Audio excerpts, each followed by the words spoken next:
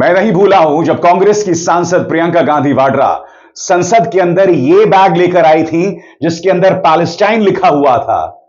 तब भारतीय जनता पार्टी के प्रचार तंत्र, उनके नेताओं, उनके सांसदों ने कितना हमला किया था प्रियंका पर, उन्हें हमास के साथ जोड़ दिया था। सबसे बड़ी बात, इस वक्त मुस्लिम देशों की यात्रा पर हैं करीब 57 सांसद, जिनमें से एक ये निशिकांत दुबे यानी डिगरी दुबे भी हैं। यह व्यक्ति कुवैत में है और यहां पर पैलेस्टाइन की तारीफ कर रहा है। यह वही व्यक्ति है जिसने प्रियंका गांधी वाड्रा को हमास के साथ जोड़ दिया था, सिर्फ इसलिए क्योंकि उनके बैग में पैलेस्टाइन लिखा हुआ था। अब यह व्यक्ति कुवैत में है तो पैलेस्टाइन की महानता के बारे में बोल रहा है, टू नेशन थ्योरी की बात कर रहा है, जो वैसे भारत का पारंपरिक रुख है। मगर इनके दोहरे मापदंड देखिए दोस्तों। कांग्रेस कह रही है कि मुस्लिम देशों की मेहमान नवाजी के लिए ये लोग कुछ भी करने को तैयार हैं। और क्या गलत कह रही है यहां पर कांग्रेस, बताइए। आपने प्रियंका गांधी वाड्रा पर सिर्फ इसलिए हमला किया था क्योंकि उनके बैग पर पैलेस्टाइन लिखा हुआ था। और अब सुनिए निशिकांत दुबे कुवैत में बैठकर क्या कह रहे हैं। सुनिए इनके दोहरे मापदंड, इनके शर्मनाक दोहरे मापदंड, गौर किया जाए। फिलिस्तीन के ऊपर कोई गलत हो रहा है तो हमने कहा कि 1974 में पीएलओ को हम पहले देश थे जिन्होंने मान्यता दी। 83 में नॉन अलाइन मूवमेंट का जो मीटिंग हुआ दिल्ली में, उसमें हमने यासिर अराफात को बुलाया। 88 में पहला हम देश थे जिसने कि फिलिस्तीन एक देश के तौर पर मान्यता दे दी। और आज भी माननीय मोदी जी ने 2200, 2300, 2400 फिलिस्तीन के लोगों को कैसे खाना जाएगा, हम खाना भिजवा रहे हैं। कोविड में उनको हमने इंजेक्शन दिया, कुवैत को भी दिया तो उनको भी दिया। और प्रत्येक साल भारत सरकार अपने बजट में, इवन इस साल भी $39 मिलियन जो है हमने रख रखा है जो फिलिस्तीन की सहायता देंगे। आप जो है, हम वहां से बैठकर फिलिस्तीन के लिए जितना कर सकते हैं आप उसको करो। वो एक ऐसा राष्ट्र है इजराइल जो किसी की बात नहीं मान रहा है। हमने कहा कि नेशनल डे का परेड हुआ अमेरिका में, आप अमेरिका के साथ जो है यहां बिजनेस कर रहे हो, आप हमको जैसा रास्ता दिखाओगे हम साथ हैं। हम टू नेशन थ्योरी की बात मानते हैं कि इजराइल अलग देश है, फिलिस्तीन अलग देश है, और कहीं भी हिंसा हो भारत उसके खिलाफ है। मैं इसे दोहरे मापदंड क्यों कह रहा हूं, क्योंकि ऑपरेशन सिंदूर के बाद निशिकांत दुबे ने इसी बैग का जिक्र किया था। जी हां, जब संसद में प्रियंका गांधी वाड्रा यह बैग लेकर आई थी तब तो प्रहार किया ही था। अभी हाल ही में ऑपरेशन सिंदूर के बाद निशिकांत दुबे ने इस पुरानी तस्वीर का जिक्र किया था और क्या कहा था मैं आपको बताना चाहता हूं आपकी स्क्रीन पर।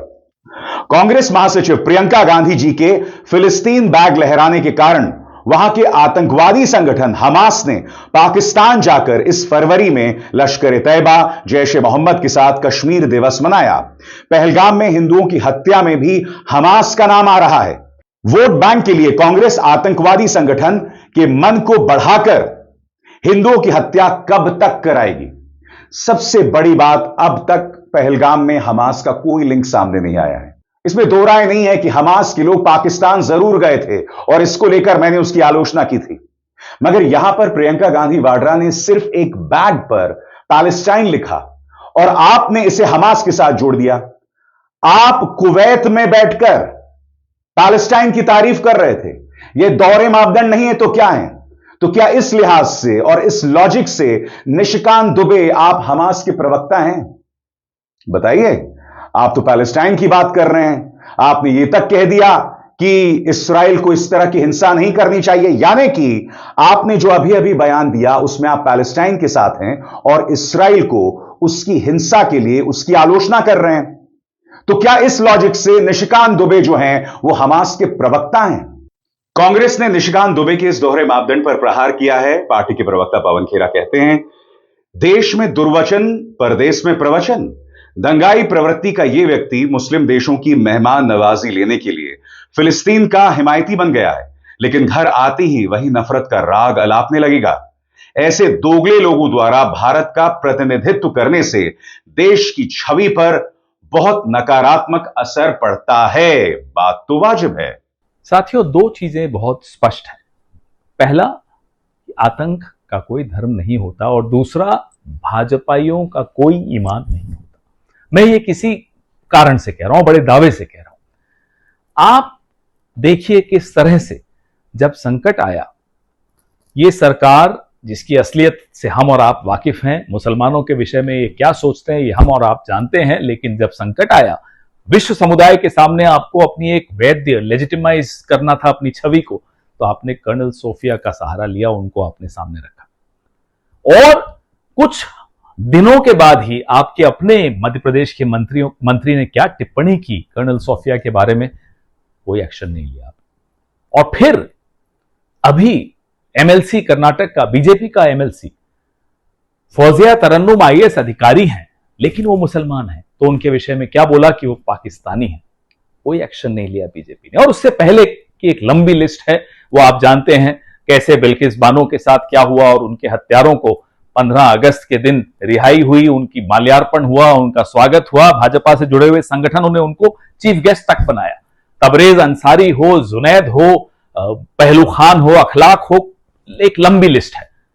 और वो है असलियत भाजपा की। और आज ये स्थिति है कि उसी कर्नल सोफिया अंसारी जिनके खिलाफ आपके मंत्री टिप्पणी करते हैं और आप कोई कार्रवाई नहीं करते, उनके परिवार को गुजरात सरकार का कलेक्टर बोलता है आइए मोदी जी पर फूल बरसाइए। जैसे मैंने कहा ना दोस्तों, इन नेताओं का कोई दीन, कोई ईमान नहीं होता। ये दोहरे मापदंड किस तरह से और सामने उभर कर आ रहे हैं मैं आपको बताऊंगा, क्योंकि भारत के अंदर अगर आप फलस्तीन के पक्ष में आंदोलन करेंगे तो आपको आतंकवादी करार दे दिया जाएगा। यह बात अलग है कि पारंपरिक तौर पर भारत ने हमेशा टू नेशन थ्योरी यानी कि पैलेस्टाइन की स्वतंत्रता में विश्वास रखा है। भारत ने हमेशा कहा है कि हम एक स्वतंत्र फलस्तीनी राज्य के पक्ष में हैं। यह हमारा रुख रहा है, आज से नहीं एक अरसे से रहा है। मगर निशिकांत दुबे, याद कीजिएगा, यह जब मुस्लिम देशों की यात्रा पर जा रहा था तब इसने कहा था कि आतंकवाद का कोई धर्म नहीं होता, जबकि इसका एक पूरा रिकॉर्ड है जहां वो हर मुद्दे पे हिंदू मुस्लिम करता है, लगातार जहर उगलता रहता है। याद कीजिएगा, सिर्फ इसलिए कि मुस्लिम देशों की यात्रा पर जाना था और अपने आप को महान पेश करना था, इस व्यक्ति ने क्या कहा था, सुना जाए। सर, जो सभी दल जा रहे हैं विभिन्न मुल्कों में, क्या बड़ा संदेश होगा आपकी तरफ से? देखिए, जिस तरह से हम जूझ रहे हैं आतंकवाद से, तो इन देशों में जहां हम जा रहे हैं और जो इस्लाम के लिए सबसे महत्वपूर्ण देश है वो सऊदी अरब है, जहां मक्का है, मदीना है, काबा है, वो भी इसी तरह के आतंकवाद से जूझ रहा है। यमन एक ऐसा देश है, वो भी मुस्लिम देश है, और मुस्लिम देश जो है सऊदी अरब को लगातार परेशान करता है, लगातार तंग करता है। तो उनको आतंकवाद की परिभाषा पता है कि किस तरह से, क्योंकि आतंकवाद का कोई धर्म नहीं होता। पहलगांव की घटना जो है एक अलग घटना है कि पहलगांव में धर्म के आधार पर जो है पहली बार मारा गया, लेकिन जनरली ये माना गया है कि आतंकवाद जो है वो बाउंड्री के बाहर है और धर्म से ऊपर है। और आगे बढ़ने से पहले एक जरूरी संदेश, मेरे कार्यक्रमों के लिए आप नोटिफिकेशन का इंतजार मत कीजिए, मेरे चैनल में जाइए और खुद जाकर कार्यक्रम देखिए और रहिए अपडेटेड। और हां, ज्वाइन कीजिए मेरा चैनल, देखिए यह जरूरी संदेश। स्वतंत्र और आजाद पत्रकारिता का समर्थन कीजिए, सच में मेरा साथी बनिए। बहुत आसान है दोस्तों, इस ज्वाइन बटन को दबाइए और आपके सामने आएंगे ये 3 विकल्प, इनमें से एक चुनिए और सच के इस सफर में मेरा साथी बनिए। जैसे मैंने कहा ना दोस्तों, इनको शर्म आती है, शर्म आती है निशिकांत दुबे आपको। संसद के अंदर खड़े होकर झूठ बोलते हो, क्योंकि वही बात संसद के बाहर आकर कहने की तुम में हिम्मत नहीं है, क्योंकि तुम जानते कि तुम्हें मैं अदालत घसीट कर ले जाऊंगा। और यहां पर देखिए, हमास के मुद्दे पर, पैलेस्टाइन के मुद्दे पर इनके दोहरे रवैये। क्यों? क्योंकि इस जहरीली सोच के साथ ये लोग मुस्लिम देशों की यात्रा पर नहीं जा सकते। मैं आज निशिकांत दुबे को चुनौती देना चाहता हूं, जो तमाम बातें आप भारत में बैठकर पैलेस्टाइन के बारे में कह रहे थे, मुसलमानों के बारे में कह रहे थे, वही बात कहकर दिखाएं। है दम? यानी कि जब सऊदी शेख के साथ मिलना हो तब इस तरह से खिलखिलाकर हंसना, मगर जब चुनावी रैली आती है तो शमशान कब्रिस्तान। तुम्हारी भैंस ज्यादा बच्चा पैदा करने वालों को दे दी जाएगी, तुम्हारा मंगलसूत्र ज्यादा बच्चा पैदा करने वालों को दे दिया जाएगा, कपड़ों से दंगाइयों को पहचाना जा सकता है। ये दोहरे मापदंड जो हैं अब काम नहीं आने वाले हैं, और मैं आपको बतलाने वाला हूं इसका नुकसान भारत को हो रहा है। क्या वजह है कि ऑपरेशन सिंदूर के बाद हमारे साथ एक भी मुस्लिम देश खुलकर नहीं खड़ा हुआ है? कायदे से अफगानिस्तान पाकिस्तान से नफरत करता है। उनके विदेश मंत्री से हमने बात की, मगर जिस तरह से अफगानिस्तान को भारत के पक्ष में आना चाहिए था वो नहीं आया। क्यों? क्योंकि आए दिन भारतीय जनता पार्टी, उनके नेता, उनके प्रचार तंत्र के गुर्गे लगातार मुस्लिम विरोधी बयानात देते रहते हैं। अभी हाल ही में अलीगढ़ में क्या हुआ? कुछ मुसलमान जो है वो मांस ले जा रहे थे, उनके पास लाइसेंस था, वो बफलो मीट था, भैंस का मांस था, मगर उनकी पिटाई कर दी गई, बेरहमी से उन्हें लिंच कर दिया गया, वो किसी तरह से बाल बाल बच गए। ये जब तमाम तस्वीरें विदेशों में जाती हैं, मध्य पूर्व के देशों में जाती हैं, तो आपको क्या लगता है इससे भारत का रुतबा बढ़ता है? भारत की आन बान और शान बढ़ती है? और सबसे बड़ी बात, अगर भारत इस बात में विश्वास करता है कि फलस्तीनियों को स्वतंत्र देश पाने का अधिकार है, तो जब भारत के अंदर लोग फलस्तीन के पक्ष में आंदोलन करते हैं तो उसे क्रिमिनलाइज क्यों कर दिया जाता है? बताइए। मैं आपके सामने हाल ही के घटना का जिक्र करना चाहता हूं। टाइम्स ऑफ इंडिया की यह खबर देखिए, 7 arrested for free Gaza, free Palestine posters in Sambhal. इसका हिंदी में अनुवाद यह है दोस्तों कि 7 लोगों को संभल में गिरफ्तार कर लिया गया था। क्यों?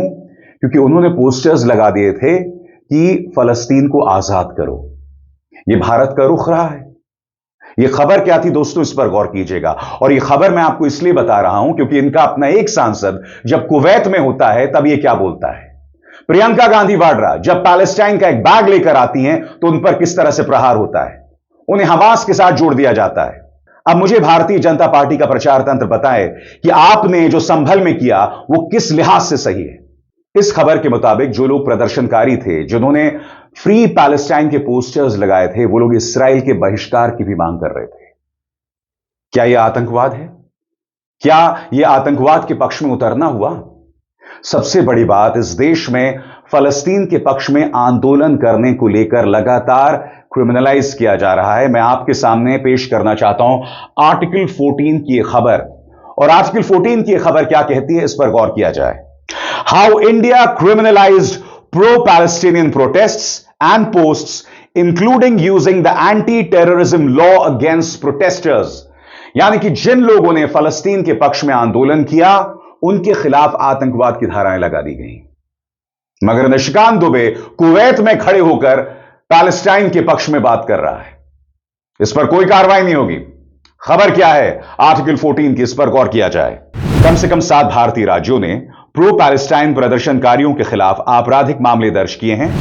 हमने 17 एफआईआर ट्रैक की, जिनमें से 9 बीजेपी शासित राज्यों, बीजेपी गठबंधन या सीधे दिल्ली से जुड़ी हैं, और 8 कांग्रेस या कांग्रेस गठबंधन वाले राज्यों से थी। इन एफआईआर्स में कुल 51 लोगों पर अलग अलग धाराओं के तहत केस दर्ज हुआ है, जैसे इंडियन पीनल कोड, नई बनी भारतीय न्याय संहिता और अनलॉफुल एक्टिविटीज एक्ट 1967 के तहत। इन पर आरोप है कि इन्होंने प्रो पैलेस्टाइन रैलियां की या फिर सोशल मीडिया पर प्रो पैलेस्टाइन पोस्ट्स की, खासकर जब 7 अक्टूबर 2023 को इस्राइल और हमास के बीच जंग शुरू हुई थी। तो जिन लोगों के खिलाफ आपने आतंकवाद की धाराएं लगा दी और निशिकांत दुबे, इनमें क्या फर्क है? अगर प्रियंका गांधी वाड्रा को हमास के साथ जोड़ा जा रहा है जबकि उन्होंने सिर्फ अपने बैग पर पैलेस्टाइन लिखा था और उसके अलावा कुछ नहीं, तो निशिकांत दुबे तो हमास का प्रवक्ता हुआ। भाई लॉजिक की बात है ना, जो लॉजिक या जिस लॉजिक के हिसाब से बीजेपी चलती है वही लॉजिक मैं आपके चेहरे पर मार रहा हूं। यह तमाशा लग रहा है, यह अलग बात है, मगर यह बात हकीकत है और आप इससे मुंह नहीं मोड़ सकते हैं। मैं सिर्फ यह कहना चाहता हूं, हम वो बात करें जो देश हित में है, और देश हित में यह है कि हम सब एकजुट होकर रहें। हिंदुओं और मुसलमानों में खाइयां पैदा ना की जाए, मुसलमानों को इज्जत दी जाए, क्योंकि अगर हम अपने ही देश के नागरिकों को इज्जत देंगे तो अंतर्राष्ट्रीय तौर पर भारत का कद और बढ़ेगा। लोग कहेंगे कि देखिए भारत सही मायने में एक धर्मनिरपेक्ष देश है जो मुसलमानों को भी इज्जत देता है। मगर हम मुसलमानों के बारे में क्या राय रखते हैं पूरी दुनिया जानती है। एक पहलगाम हमला होता है और पूरा भाजपा प्रचार तंत्र कश्मीरियों पर प्रहार करना शुरू कर देता है। कश्मीरियों को सड़क पर मारा जाने लगता है। हमारी कर्नल सोफिया कुरैशी सिर्फ इसलिए क्योंकि वो एक मुसलमान हैं, उन्हें भाजपा का एक नेता आतंकवादियों की बहन बताता है। और फिर प्रधानमंत्री नरेंद्र मोदी उनके परिवार को गुजरात में अपने रोड शो में बुलाता है। ये दोहरे मापदंड काम नहीं आएंगे और दुनिया ये देख रही है, क्योंकि भारत को अपने आप को यूनाइटेड ही नहीं बल्कि एक ऐसे देश के तौर पर पेश करना है जहां पर माइनॉरिटीज की इज्जत की जाती है। क्योंकि इस देश में मुसलमान माइनॉरिटी में होंगे, मगर मध्य पूर्व के तमाम देश जहां गौतम अडानी, मुकेश अंबानी, लाला रामदेव, इन सब का कारोबार है, वहां पर मुसलमान मेजॉरिटी में है। समझे? अक्ल का इस्तेमाल कीजिए। हर चीज जहर से काम नहीं आती है। जो जहर आप देश में फैला रहे हैं उसका नुकसान भारत को अंतर्राष्ट्रीय तौर पर होगा और हो भी रहा है। ऑपरेशन सिंदूर के बाद हमारे साथ एक भी मुस्लिम देश नहीं खड़ा हुआ था, हालांकि उनमें से अधिकतर तुर्की को छोड़ के अधिकतर पाकिस्तान के साथ भी नहीं खड़े थे। अगर भारत के अंदर मुसलमानों को पिछले 11 सालों में उनके साथ वो बदतमीजियां ना हो रही होती, उनके साथ ज्यादतियां ना हो रही होती और यह देश सही मायने में एक सेक्युलर देश होता, तो मैं दावे के साथ कह सकता हूं ऑपरेशन सिंदूर के बाद भी पाकिस्तान को करारी शिकस्त का सामना करना पड़ता कूटनीतिक तौर पर। जी हां, हमारे 57 सांसद जो जा रहे हैं ना इस वक्त, वो जाने की जरूरत भी नहीं पड़ती। अगर पिछले 11 सालों में यह देश सही मायने में धर्मनिरपेक्ष रहता, अगर प्रधानमंत्री से लेकर अमित शाह से लेकर भाजपा के तमाम नेता मुसलमानों के खिलाफ जहर ना उगल रहे होते, तो ऑपरेशन सिंदूर के बाद भारत को एक और स्वर्णिम जीत, फतह मिलती पाकिस्तान के ऊपर। यह बात मैं दावे के साथ कह सकता हूं। अभिसार शर्मा को दीजिए इजाजत। नमस्कार।